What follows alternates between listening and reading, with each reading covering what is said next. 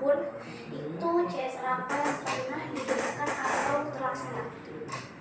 Jadi kami Pemuda Taman Untung Balikpapan ini melakukan kegiatan CSR atau tanggung jawab sosial dan lingkungan itu baru di tahun 2025 ini, karena memang ada perdirnya sebentar saya ceritakan. Perdirnya TJSL, kemudian juga ada SOP-nya. Kemudian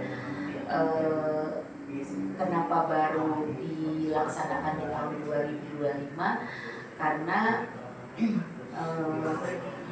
sebelumnya itu di dalam rentang tahun kebelakang itu kami ada bentukannya bantuan atau sponsorship.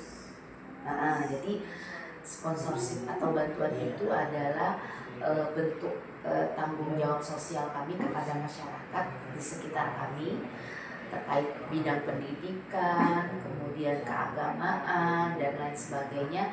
Itu bentukannya kita bantuan.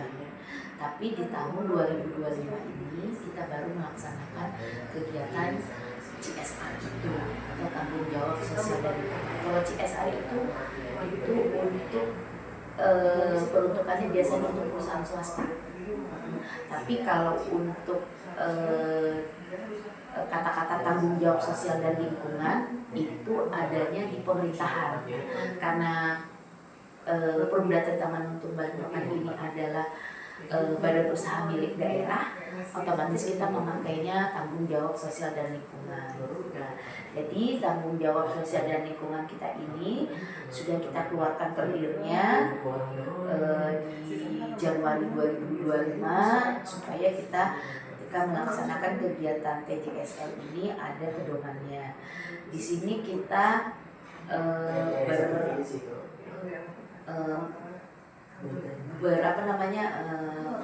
melakukannya berdasarkan peraturan Gubernur Kalimantan Timur nomor 27 tahun 2021 tentang pelaksanaan program prioritas tanggung jawab sosial dan lingkungan. Ada itu boleh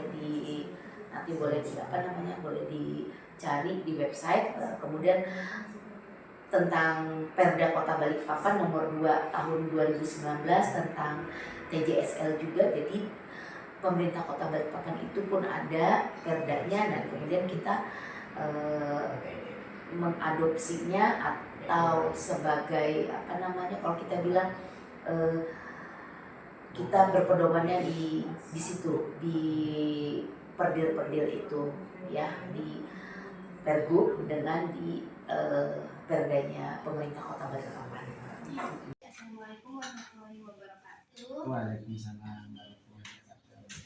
Sebelum memulai wawancara ini, izinkan saya memperkenalkan diri. Nama saya Nisa Mulia. Saya dari Institut Teknologi Pangan, Program Studi Teknologi Pangan. Saya di sini untuk bertujuan untuk mewawancari Bapak terkait bantuan Kurban Idul Adha 2025 kemarin dari PDAM. Sebelumnya kalau saya boleh tahu, nama Bapak siapa? Nama saya Damui. Sebentar ya, enggak apa-apa. Cek Pamor ternyata dari ITK. Bapak, silakan Bapak memperkenalkan diri. Oh, gitu. Nama saya Damui. Saya di sini bagian sekretariatan dan wakil sekretaris pengurus Masjid Madinatul Imam Islamic Center atau PIC ya, yang ada di Kota Balikpapan. Dan saya di sini mulai berdirinya masjid hingga sekarang di tahun 2025 ini. Jadi dari 2016 akhir sampai 2017 itu mulai. Nah, kemudian sampai sekarang di sini. Jadi dari awal bangun sampai sekarang masih disuruh jadi pengurus dan di sekretariatan. Baik, saya akan mulai wawancaranya. Apakah benar masjid ini pernah menerima bantuan kurban di 2025 ini dari perusahaan PDAM? Ada, memang ada 2 ekor sapi kemarin di tahun 2025. Tahun-tahun sebelumnya sih antara tahun 2018 itu ada juga 17 ada juga, kalau dulu ya, kan kita udah lama ya. Tapi di tahun 2025 ini ada 2 ekor sapi Eh, mungkin boleh nih diceritain sedikit kayak bagaimana PDAM itu memberi bantuan kepada masjid ini. Jadi karena memang sudah dari zaman dulu itu komunikasi antara PDAM kan sesama pelat merah nih sebenarnya Masjid Islamic Center ini juga punya pemerintah, PDAM juga badan usaha milik daerah juga. Itu kan tentunya di sana kan ada CSR, ada apa yang mungkin bisa dimanfaatkan untuk kegiatan-kegiatan. Saya kurang begitu paham di sana ini teknis untuk penyaluran bantuan-bantuan terkait dengan kegiatan Idul Adha itu, apakah itu iuran dari karyawan atau memang murni dari PDAM. Saya kan nggak begitu paham, tapi pada prinsipnya mulai dari berdirinya Masjid Islamic Center melaksanakan kegiatan Idul Adha hampir setiap tahun itu ada. Cuman ada beberapa tahun yang nggak ada, tapi hampir semua tiap tahun itu PDAM selalu memberikan sumbangan sapinya. Nah jumlahnya tahun ini yang double dua, ada dua. Tahun kemarin rata-rata satu-satu ya. Nah prosesnya adalah karena kita sudah saling berhubungan, mesti panitia biasanya memberikan surat ke PDAM mohon bantuan sapi kurban untuk kegiatan kurban yang ada di Islamic Center, karena Islamic Center ini biasanya pemohonnya banyak sehingga kita mesti ada koordinasi dengan para donatur yang biasa menyumbangkan kegiatan Idul Adha-nya ke Islamic Center, khususnya di perusahaan-perusahaan yang memungkinkan. Jadi lumayan banyak ya donatur yang memberikan korban di sini. Ada beberapa perusahaan yang membantu itu ada. Biasanya di wali kota juga ada. Tapi kira-kira kalau di sini menerima kayak korban gitu berapa Pak? Kayak apakah ada batasnya gitu atau bagaimana Pak? Kita nggak pernah ada batasnya karena menerima, kecuali batas itu waktu saja. Kalau sudah mepet dengan waktu, kami kan masih mempersiapkannya kan nggak mungkin saat itu. Jadi batasannya sih waktu, mau berapa mun sapi atau hewan kurban yang kita terima aja. Seperti itu ya Pak. Nah setelah tadi kan sudah menerima nih bantuan dari PDAM berupa kayak dana gitu kan buat korban. Lalu bantuannya itu diberikan kepada siapa Pak? Apakah itu bakal dikasih ke PDAM-nya lagi atau kayak dibagikan ke warga-warga sekitar gitu?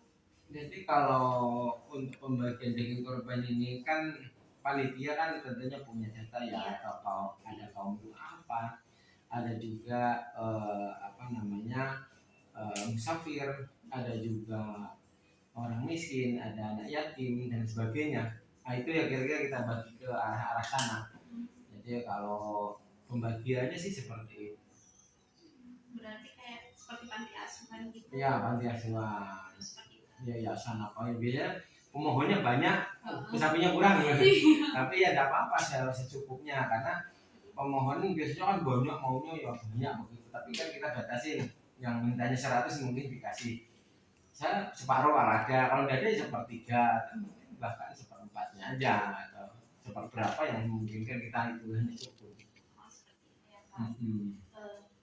Lalu dari beberapa nih kan kayak sudah mendapatkan nih daging kurban itu, apakah ada kayak seperti kayak dampaknya gitu terhadap sekitarnya itu gimana? Nah yang kelihatan dampak dengan sekitarnya itu karena ini bagian daripada kegiatan ya, tentunya masyarakat itu kan merasakan positif terhadap adanya Islamic Center ya, sering koordinasi, umpama ada kegiatan apapun kan ada tokoh masyarakat, ada juga RT toh, ada juga perangkat daerah lain seperti lurah dan sebagainya.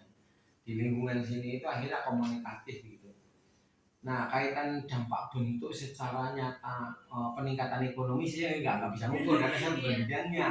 Tapi setidaknya indikasinya adalah bagaimana masyarakat ini semakin erat, semakin dekat dengan Masjid Islamic Center. Dengan bukti mereka tidak pernah dari itu, tidak ada urusan kemudian jadi clash dengan lingkungan. Kita selalu dekat dengan mereka dan komunikatif. Bahkan ada juga sebagian kan ini kan mayoritas non muslim toh, Iya. tapi juga ada juga yang saya setelah koordinasi dengan Pak Yai, Pak Ustadz, kalau terjadi korban juga tidak apa-apa berikan, asal mereka memang ada minta ke sini ya kita kasih.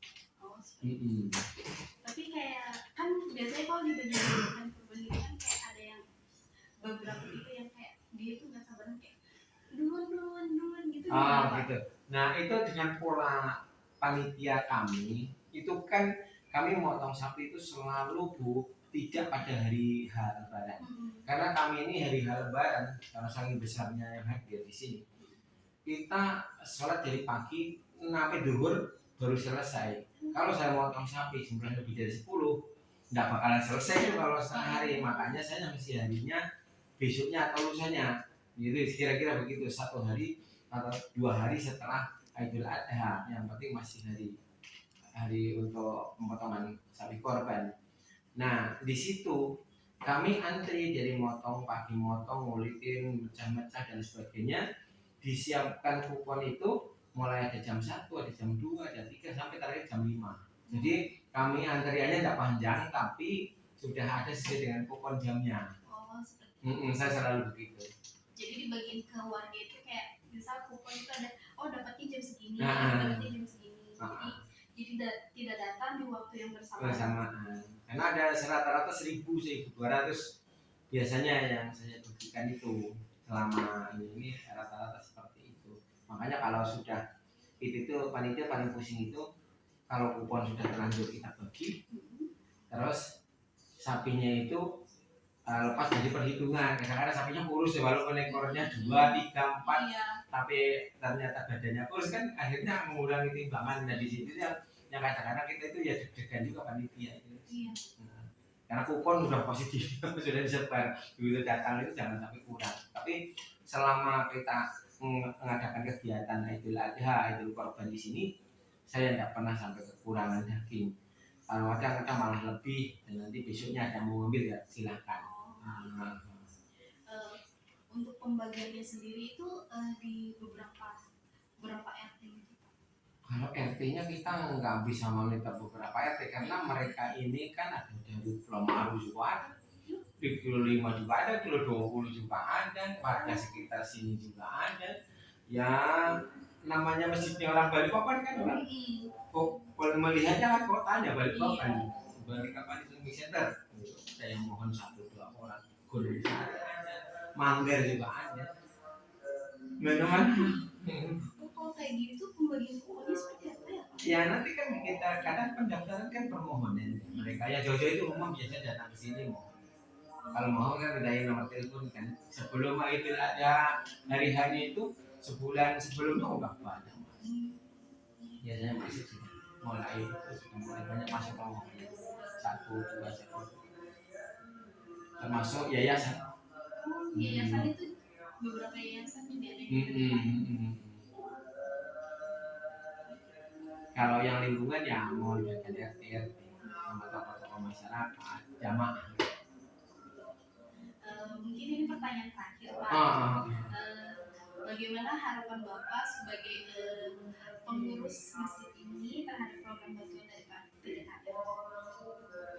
Ya kalau kami berharap PDHM ya sebanyak-banyaknya sapinya kirim ke sini karena kami ini mendistribusikannya itu tidak tersentral pada lingkungan saja. Kita itu menyeluruh se kota Balikpapan. Jadi insya Allah kalau ngirimnya ke sini ini bisa terbagi ke semua wilayah yang ada di Balikpapan. Beda kalau umpama di wilayah lingkungan masjid A, otomatis kan lingkungan itu lah. Kalau di sini ini memang betul-betul seluruh Balikpapan. Gitu. Nah dari itu kita tinggal seleksi saja nanti jumlahnya aja. Kalau sapi itu berapa pun itu kurang Pak. Cuman kami yang panitia ini hanya menyeleksi, mengurangi. Kadang-kadang tiba-tiba hari-harinya masih ada nih telepon masih cukup tambah lagi bisa. Gitu. Kalau yayasan sama ini kan selalu. Jadi kayak misal hari ini pemotongan dibagikan ada yang masih lebih. Kalau masih hari itu ada yang masih ya kita kasih. Tapi setelah jam 5 biasanya lebihnya itu jam 5. Kalau udah jam 5, kalau lebihnya sedikit aja ya paling bagi panitia sama ini ya sudah itu aja. Tapi kalau lebih jadi kalau apa buahnya gitu kan ya, nah, kewalahan kita kan ya. Tapi kayaknya enggak pernah. Baik Pak, mungkin sekian Oh, benar. wawancara dari kami. Heeh. Kurang lebihnya mohon maaf. Heeh. Mungkin banyak sekali pertanyaan Enggak yang apa-apa. saya tanyakan. Nggih. Terima kasih ya, Nggih, Pak. terima kasih loh ya atas kunjungannya dan jangan sampai merasa risih atau merasa terganggu, merasa berat untuk datang ke Islamic Center buat teman-teman dari ITK sana. Bila mau sholat, bapaknya, ibunya yang ada di Balikpapan atau lingkungan di sini atau mungkin kalau dari luar berkunjung ke Balikpapan silahkan mampir ke Islamic Center. Karena Islamic Center ini masjidnya orang seluruh Balikpapan, fasilitasnya yang ada memang baru masjid, untuk sarana pendidikan masih persiapan pembangunan, untuk fasilitas-fasilitas yang lain seperti gedung serbaguna dan lain sebagainya, dan hotel, kesehatan, pendidikan itu nanti di sana nanti akan dibangun karena sini ini areanya luas, kita sampai 15 hektar tanahnya, jadi masih cukup untuk sarana-sarana itu semua.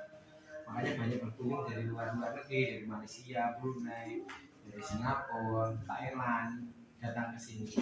Makanya keluarga-keluarga, saudara-saudara dan adik-adik mahasiswa dari TK silahkan kalau mau berkunjung ke sini, mau koordinasi ke kami di sini atau mungkin mengadakan pengajian di sana. Monggo. Nggih. Siap, Pak. Terima kasih banyak ya, Pak. Oke, sama-sama. Mohon maaf ya. Yang mana, Bapak? Saya yang repot. Aman.